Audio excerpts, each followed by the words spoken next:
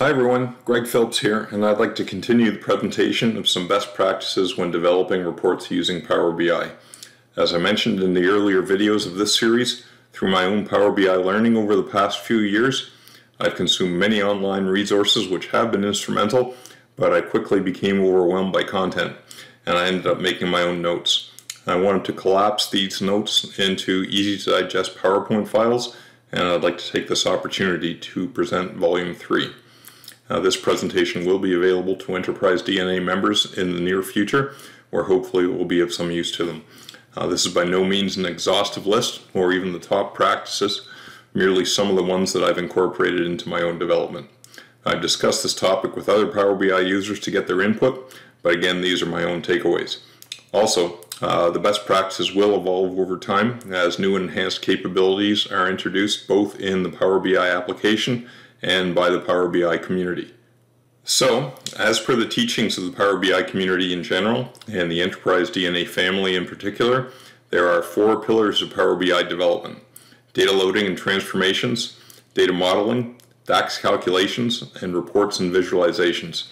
To that I've added a pre-pillar for setup items that can be done before starting your development effort. I presented the first pillar, data loading and transformations, plus select pre-pillar setup items in the first video of this series. Then the second pillar, data modeling, in the second video. There are links down below in the description to the earlier videos in this series. And so, without any further ado, here are some selected best practices for the third pillar, DAX Calculations. These cover a wide range of topics and are presented in no particular order. Before we get going, I just wanted to go over a few of the DAX Editor tips I regularly use. First, while editing a piece of DAX code in Power BI, it's often helpful to adjust the zoom of your code.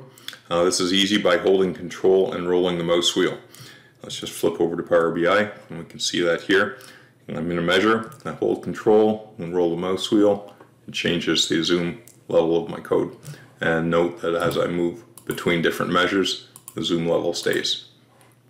The next thing I'd like to do is when editing a piece of DAX code in Power BI, it's often helpful to replace all instances of a name at once. This is also easy by selecting the word you'd like to change, hitting Shift Control plus L, and typing the new word. Let's just see that here. If I go to this measure here, for example, I can select the word dates, hit Shift Control L, and now if I type something else, all of the instances are changed at the same time. I'll just back out of this because I don't want to save it. Finally, when adding columns to a virtual table, it's a good idea to use the ampersand prefix to denote such added columns. This helps ensure you'll choose the correct column in subsequent lines. And let's just flip over to ranking measures and top channel here. Here's an example where you can see the @ symbol is used before the added columns here, and again, it's easy to see that I've got the right one here. Your DAX code has to be understandable to people. Computers are smart. As long as the syntax is correct, a computer can interpret and execute the code, but for it to be easily readable and understandable by yourself and others both now and at a later date, it's a really good idea to format and comment your code. As Marco Russo has said many times, if it's not formatted, it's not DAX. As for formatting your DAX code, there are a number of tools available, including the DAX Cleanup tool as part of the Analyst Hub at Enterprise DNA. Briefly, you can copy your code from the DAX editor of your Power BI file, paste it into the DAX Cleanup tool, hit Format, and then copy code, and then paste the now formatted code back into your Power BI file. Let's just flip over to Power BI and we can see that. So here I have a measure.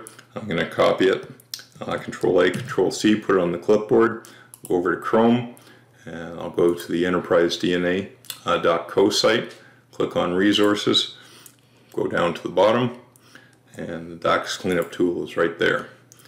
Now I can click in the field, paste my code, click the Format button. I can also edit my code here. So, okay, and I got to make a few other small changes here to clean things up.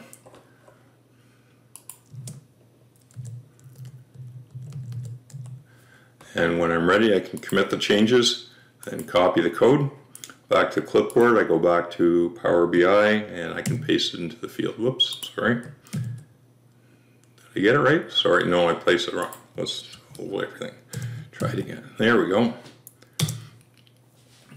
As for commenting, I usually add extensive comments to my code, especially in cases where the code is complex and can benefit from a pseudocode explanation.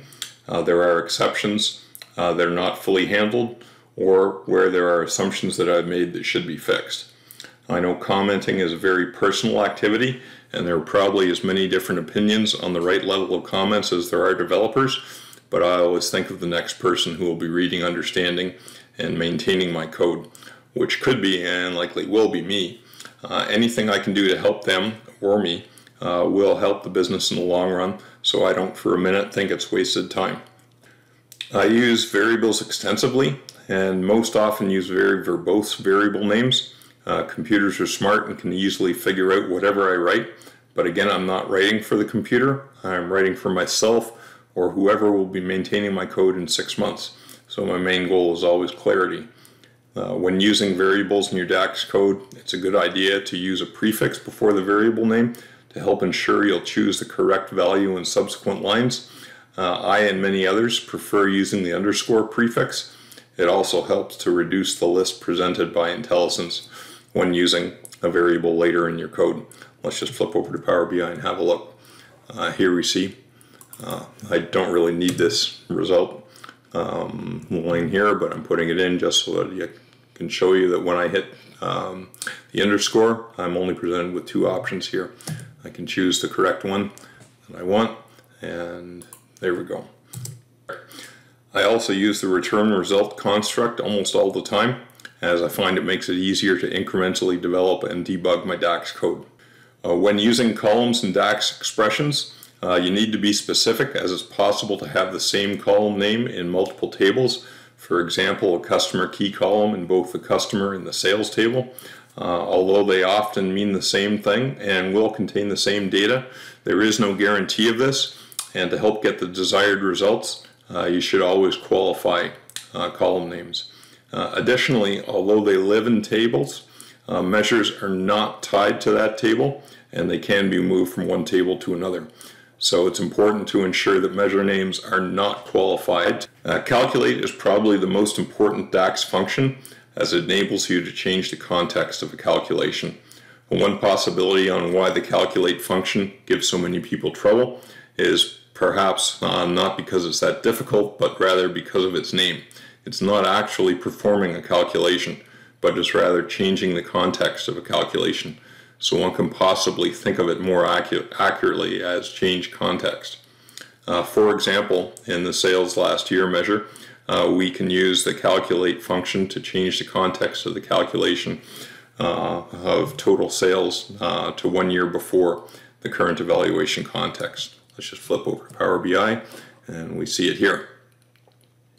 Understanding context and the way calculate can be used to manipulate it is probably one of the key concepts necessary to write proper DAX, and a more in-depth discussion of its use and idiosyncrasies is beyond the scope of this presentation.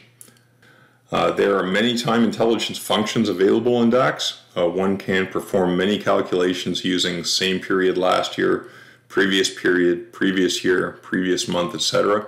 But I prefer to use DATEADD.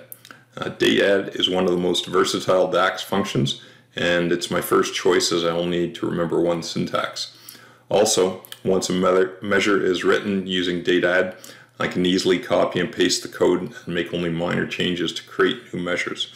Let's just flip over to Power BI and we'll have a look at that. So here I see my sales last year measure, Control A, Control C. Now I'm going to create a new measure. I paste the code and I'll just give it a new name here. And if I want to change to a different time frame, actually this should be month, shouldn't it? And there you go. That's as easy as that.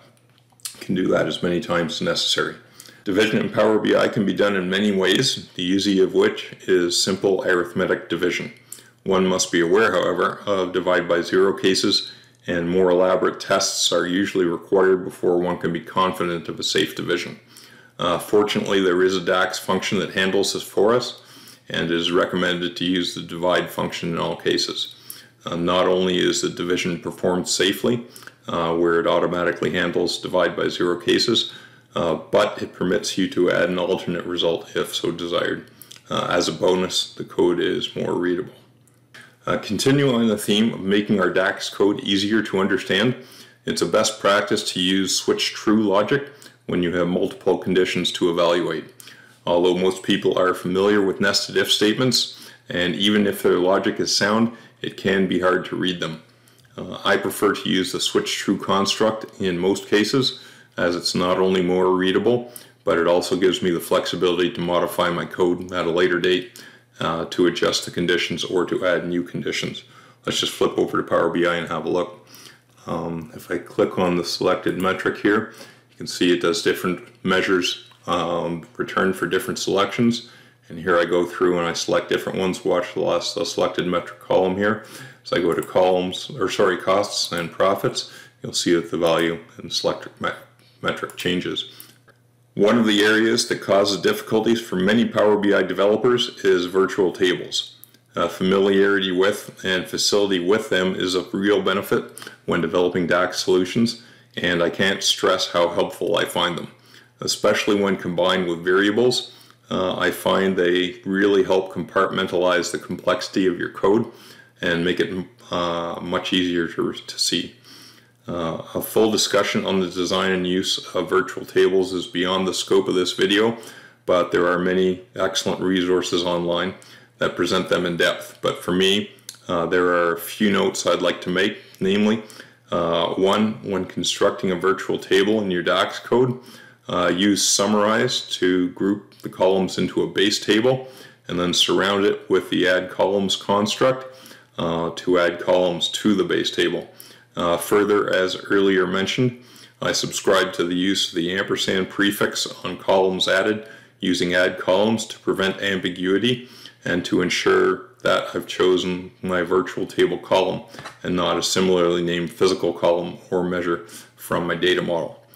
Second, use DAX Studio or Tabular Editor external tools to help the development of your virtual tables in order to easily see their contents.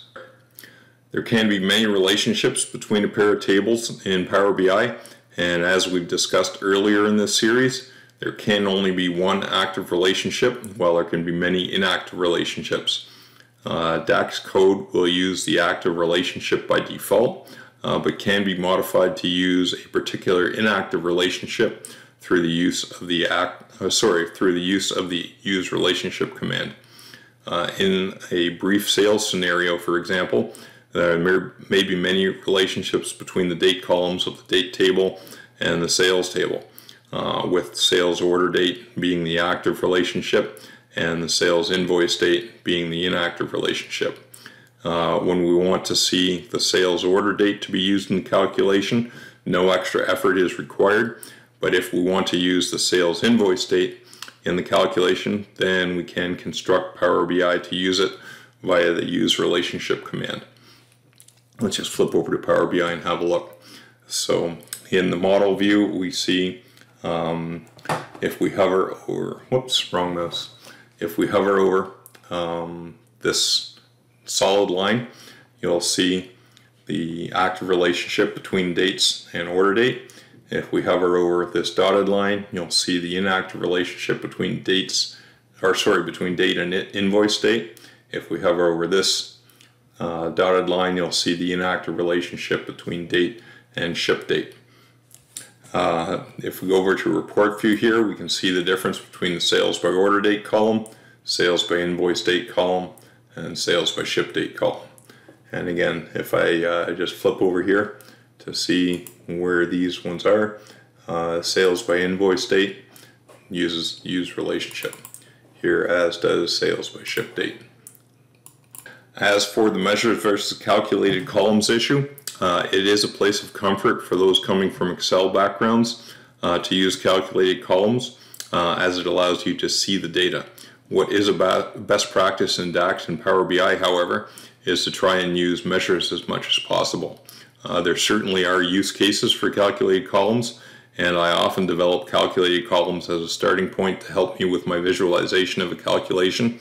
Then I subsequently replace them with measures once I have the calculation fully visualized in my head. As well, calculated columns can be used in slicers while measures cannot.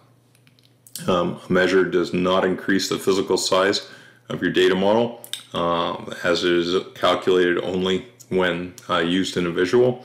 Calculated column, however, does increase the physical size of your data model, as it is calculated and physically stored each time the file is refreshed. One of the most valuable techniques in Power BI is measure branching. I often start with simple or base measures that perform simple calculations, then combine them as necessary to perform more complex calculations. This is a great way to modularize your code, and I find that this makes development much easier.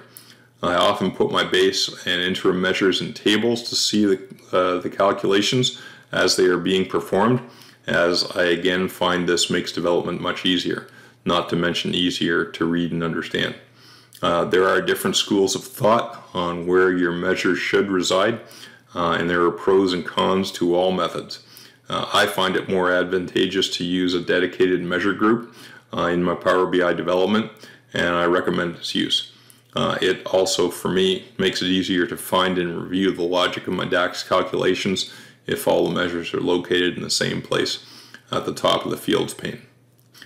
Context, context, context. It's one of the main strengths of Power BI, and is also one of the concepts that is most difficult for Power BI developers to understand. It is often presented that there are two contexts, row context and filter context. I actually subscribe to the area of thought that there are three contexts: the evaluation context, the row context, and the filter context. The way I think of it, context is the environment in which a calculation is performed. This is an absolutely massive topic in Power BI, and by no means can it be remotely adequately addressed in this high-level discussion. The viewer is encouraged to review as many resources as possible to understand this important concept. It's a journey, not a destination. I've been using Power BI daily for the best part of 3 years now, and I still find my understanding of context is growing all the time. And in fact, my incomplete understanding of context is often the cause of difficulties during my development effort. Finally, this brings us back to the calculate command, which again allows the user to change the context of a calculation. There are two main classes of functions in DAX and Power BI: aggregation functions and iteration functions. Aggregation functions are those that aggregate the values of a single column. Examples of aggregation functions include sum, max, min, and average. As an aside, while most of the aggregation functions work only on numeric or date values, max and min also work on text values. Iteration functions are those that compute an expression for each row of a table. They are also known as X functions, and examples include SUMX, MaxX, MinX, and AverageX. They have two parameters: the table to iterate over and the expression that performs the calculation, which can use multiple columns from the base table or from related tables. Here we see an example where both classes of function produce the exact same result, both sum of a column and sum of an expression for each row of a table. Well, that's it for this time. Hopefully you can add some of these ideas to your Power BI toolbox, and they will prove useful in the future. This was the third volume discussing some of the best practices for the third pillar of Power BI development, namely DAX Calculations. We'll pursue the fourth pillar of Power BI development, reports and visualizations, in a future video. See you later. Bye. Hey everyone, thanks for tuning in to Enterprise DNA TV. If you enjoyed the content covered in this particular tutorial, please throw the video a like. It really helps us and we really appreciate it. Also, don't forget to subscribe to the Enterprise DNA TV channel. We have a huge amount of content coming out all the time from myself and a range of content creators, all dedicated to improving the way that you use Power BI and the Power Platform. Lastly, check out Enterprise DNA's website. Plenty of resources and further learning that you can access very easily. All the best. Take care.